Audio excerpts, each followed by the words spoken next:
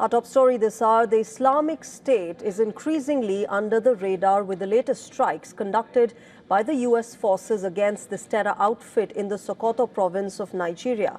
Multiple terrorists are reportedly killed as per the U.S. Africa Command.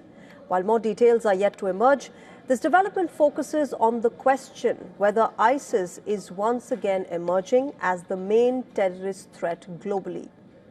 Having emerged in 2004 in the aftermath of the U.S. invasion of Iraq, IS activity reached its peak in 2014 when it declared a caliphate.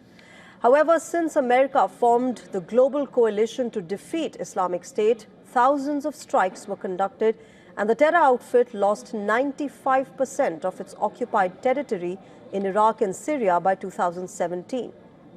The killing of IS leader Abu Bakr al-Baghdadi in 2019 marked the further decline of the outfit.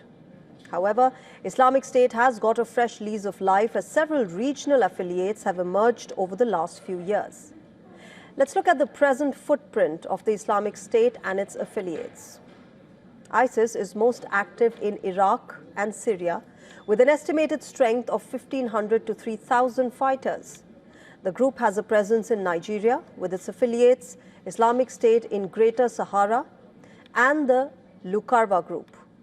The neighboring country of Niger has the presence of fighters of Islamic State West Africa province, another IS affiliate. Besides this terror outfit also has a foothold in Libya and Somalia. Now, one of the main current threats is emerging from an IS offshoot called Islamic State Khorasan province, or the ISKP, based in Afghanistan and Pakistan. The tentacles of IS, remember, have spread even to Philippines, where the IS Southeast Asia division has a marginal presence. This year alone, action against IS has intensified. One of the key arrests was ISKP's Mohammad Sharifullah, the alleged mastermind of the 2021 bombing, which killed 13 American troops. In May, ISKP spokesperson Sultan Aziz Azam was arrested by Pakistan. In the same month, Indian authorities detained 2 members of an IS-linked sleeper cell from the Mumbai airport. Over the last few months, arrests of IS operatives have taken place across other countries as well, like Ethiopia, United States, France. Meanwhile, Turkey has also initiated a major crackdown on Islamic State, taking into custody 115 suspects linked to the outfit. Besides this, Mehmet Goren, a Turkish national and senior IS leader, was arrested from the Afghanistan-Pakistan border.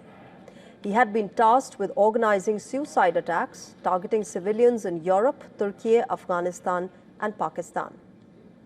The fight against ISIS got an unexpected boost with Syria's decision to join the global anti-IS coalition in November.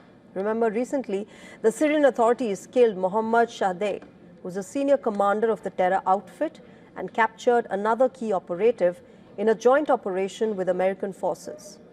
With the growing action against IS, speculation is afoot whether enhanced Syrian cooperation and intelligence sharing can turn the tide decisively in the fight against IS.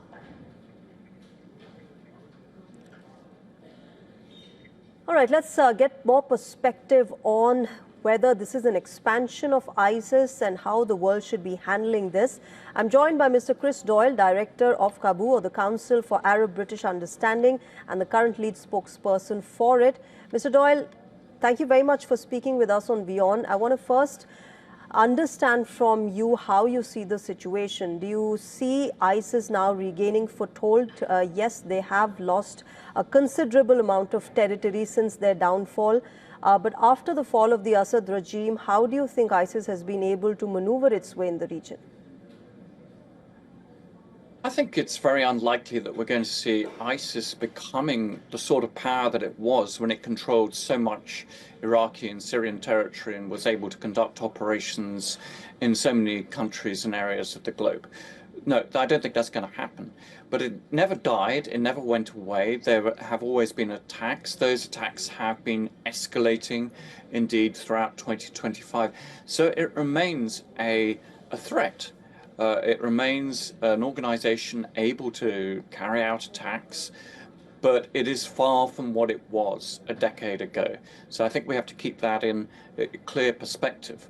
But where the coalition against ISIS has consistently proved fallible is not in the military operations, where we've been able to see a massive coalition against it. We've seen a lot of military kinetic activity, taking out of leaders and all of that. It is more about how we ensure we end conflicts, prevent new conflicts coming out, how we ensure countries like Iraq and Syria recover from very, very painful traumas, including war. Because this is the area, this is the zone where such groups proliferate, they become more entrenched because they basically feed off grievances. They prosper when the state is failing or nearly failing. They're able to fill vacuums. And that's why you see groups like ISIS and Al-Qaeda doing well, from Afghanistan to Somalia to Syria and Iraq. And that is where we still really haven't unlocked this issue. That ability to help these states who've been in long conflicts to recover, to get people back into work, to get the economies up and running.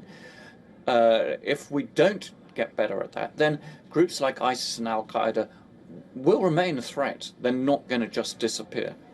But you know, Mr. Doyle, how do you do this? These are complicated on-ground situations that the world is dealing with, whether it's political instability or sectarian differences that lie within these countries. We have seen ISIS moving from a territorial regime to a more decentralized force where the sleeper cells are now rebuilding the entire group after they had the kind of setbacks they had in 2019 and after the fall of the Assad regime. And therefore, how do you go about it? Because, you know, there are long conflicts, decades-long conflicts that exist within the countries where ISIS has gained foothold or is now rebuilding itself. Well, this is a perfectly fair question, and nobody should pretend there are easy answers here. And I would not argue that, you know, there isn't a very important military component to this. Of course there is. And that's been there, you know, for a long time. But one of the things, unfortunately, we've had a tendency to do collectively is once those military operations have dialed down or stopped, that we've tended to ignore certain states or zones.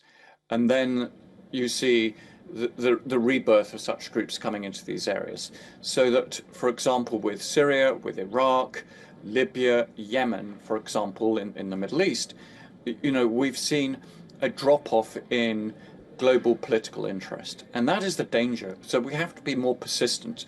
We have to realize that there isn't a short-term fix. We have to be there in the long term. And that it is in our collective national global interest to find ways to get those economies really moving forward. It is not an act of humanitarian need alone. It is about, by bringing about proper, genuine stability, where you address these long-term grievances, that you are actually producing a more secure country and region. And that's where we have to invest more. And what we have seen, and I fear what might be the long-term consequences, is just one example in 2025, is the drastic cuts in the levels of humanitarian aid. So that ability of the outside world to possess the sort of soft power, that ability to help people recover from such traumas, will only help these groups. I think you make very pertinent points, Mr. Doyle. Let's wait and watch how this progresses. We'll leave it there. Thank you very much for joining us on WION and sharing your perspective and helping us understand more about the entire resurgence of ISIS. Thank you very much for having me.